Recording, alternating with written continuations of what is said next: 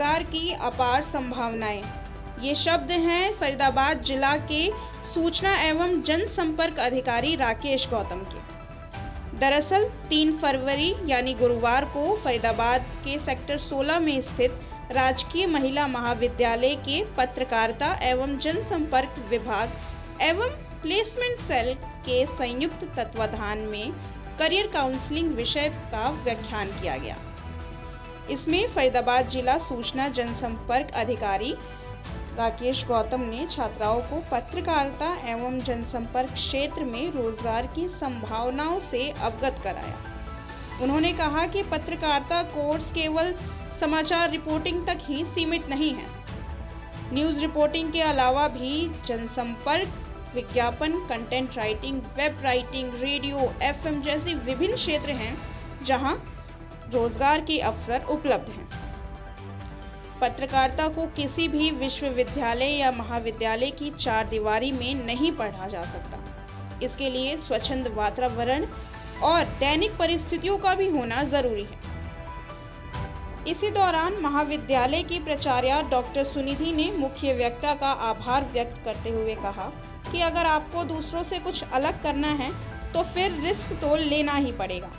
जीवन में कुछ हासिल करने के लिए सबसे पहले आपको खुद को समझने की ज़रूरत है, खुद को पहचानने की ज़रूरत है। उन्होंने छात्राओं को नैतिक मूल्यों के साथ पत्रकारिता करने की भी बात कही। व्याख्यान के बाद छात्राओं द्वारा मीडिया में रोजगार एवं कौशल अर्जित करने के लिए कई सवाल भी पूछे गए, जिसका मुख्य वक्ता ने बहुत ही सजगता से और सरलता से जवाब भी दिया। इस अवसर पर पत्रकारिता विभाग और महाविद्यालय के स्टाफ और कई छात्र मौजूद रहे। पहले हमारे पद का नाम होता था DPR, district public relations officer. उसके बाद थोड़े टाइम के साथ साथ उसके अंदर इंफॉर्मेशन शब्द और डाला गया। अब पद का नाम है district information and public relations officer, assistant information and public relations officer. पहले हमारे साथ सांस्कृतिक कार्य विभाग भी हमारे साथ जुड़ा होता था। उसका मतलब ये होता था कि हमारे पास ना समाचार पत्र थे, ना टीवी चैनल थे, ना सोशल मीडिया का कोई साधन था। तो इस सारे के बीच में हमारे पास एक ही काम था कि हम एक फोक मीडिया हम तैयार करें, वो लोग गाने का काम करें। एक भजन पार्टी का लीडर होता था, एक उसमें एक ढोलक मास्टर होता था, एक चिमटा वादक होता था। वो लोग सरकार की नीतियों के आधार पर गाने तैयार करते थे, गीत तैयार करते थे। वो लोगों के बीच में जाते हैं। आज भी मेरे पास है, पलवल में, फरीदाबाद में खत्म है वो पार्टी। पलवल में भी मेरे पास 5 पार्टियां ऐसी हैं जो लोग 1 या 2 साल में रिटायरमेंट में बैठे हुए हैं। तो वो लोगों के बीच में जाकर के सरकार की पॉलिसियों को गा करके बताते। उनके बीच में एक ब्लॉक पब्लिसिटी वर्कर होता है। वो ब्लॉक पब्लिसिटी वर्कर लोगों को एक भजन पार्टी ने एक गीत गाया, एक रागनी गाई, और उसके बाद बीपीडब्ल्यू ने बीच में खड़ा होकर के थोड़ा सा पॉलिसी के बारे में बताया कि मुख्यमंत्री विवाह योजना क्या है, मुख्यमंत्री अंत्योदय परिवार योजना क्या है, अगर किसी गरीब की बेटी की शादी है तो उसके अंदर कन्यादान योजना क्या है, मुख्यमंत्री का जो अभी कोविड में जो लोग अभी मारे गए हैं, कोई पेरेंट्स दोनों उसके घर चले गए किसी बच्चे के, तो उसके लिए मुख्यमंत्री जी ने क्या स्कीम शुरू की, उसके लिए प्रधानमंत्री जी ने क्या स्कीम शुरू की। तो आम लोगों से जुड़ने के लिए पब्लिक रिलेशन सरकार और आम जनता के मध्य एक सेतु का काम करता है। बिल्कुल पॉलिसी सरकार ने बनाई, उसके बाद वो आम जन तक पहुंचानी है, उसके लिए कौन माध्यम बनेगा, उसके लिए पब्लिक रिलेशंस डिपार्टमेंट माध्यम बनेगा। हमारे पास 5 मोड है पब्लिक रिलेशंस के पास, जिसमें सबसे पहला मोड है प्रिंट मीडिया। प्रिंट मीडिया के माध्यम से हम प्रेस रिलीज करते हैं, प्रेस रिलीज लोगों के बीच में जाती है और उस प्रेस रिलीज के माध्यम से हम बताते हैं कि क्या सरकार ने घोषणा की है, मुख्यमंत्री जी ने क्या घोषणा की है। उसके बाद दूसरे नंबर पे आता है इलेक्ट्रॉनिक मीडिया। इलेक्ट्रॉनिक मीडिया में हम लोग जाते हैं और इलेक्ट्रॉनिक मीडिया के माध्यम से विजुअल्स तैयार करते हैं। हमारे पास मेरे पास 6 विंग है पब्लिसिटी की, उसमें एक सिनेमा यूनिट है। पहले मैडम आपने देखा होगा कि गांव में एक सिनेमा वैन जाती थी, उसके पीछे एक प्रोजेक्टर लगा होता था, सरकार की नीतियों पे वीडियो फिल्म तैयार करते थे।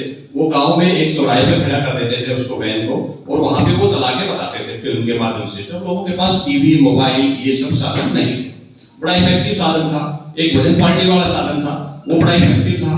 वो भजन पार्टियां गांव से एक इंफॉर्मेशन लेके आती थी कि भाई इस गांव में फलां बीमारी फैली हुई है, या सरकार के खिलाफ इस तरीके का माहौल। एमबीए के सीईओ 11 आईएएस बैठते हैं और 28-30 के आसपास एचसीएस बैठते हैं।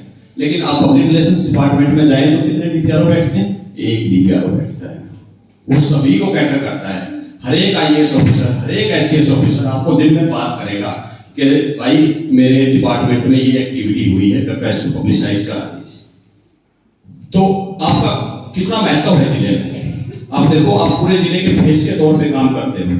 आपके डिपार्टमेंट में कोई घटना ऐसी हो गई, आपकी नेगेटिव न्यूज सुबह आ गई, तो उस नेगेटिव न्यूज को काउंटर अटैक करना है।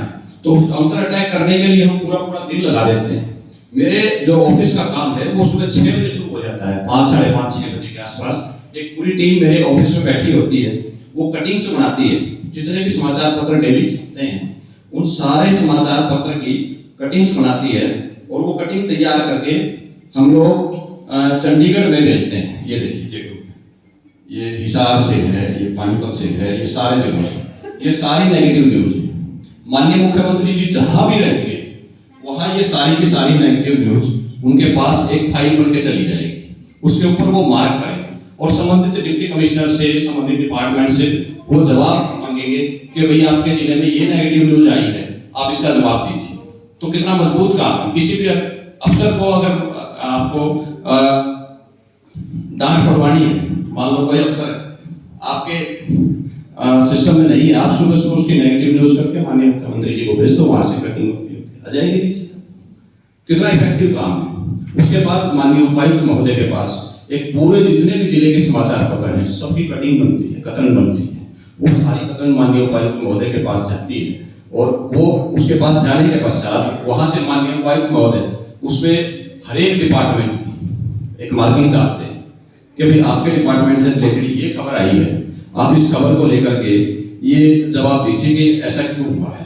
आपका टीवी चैनल के लिए एक पूरा मॉनिटरिंग सेल हमने बनाया है।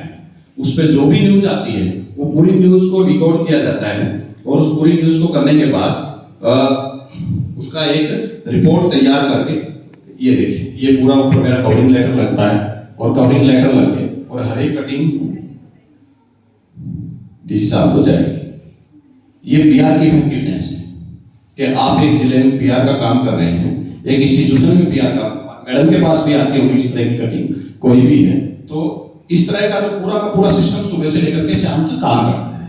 जैसे मैं अखबार में काम करता था, तो अखबार में काम करते टाइम सुबह 10 बजे एक मैराथन मीटिंग होती थी सारे रिपोर्टर्स की, जब इतने दिन में ब्यूरो चीफ रहा है।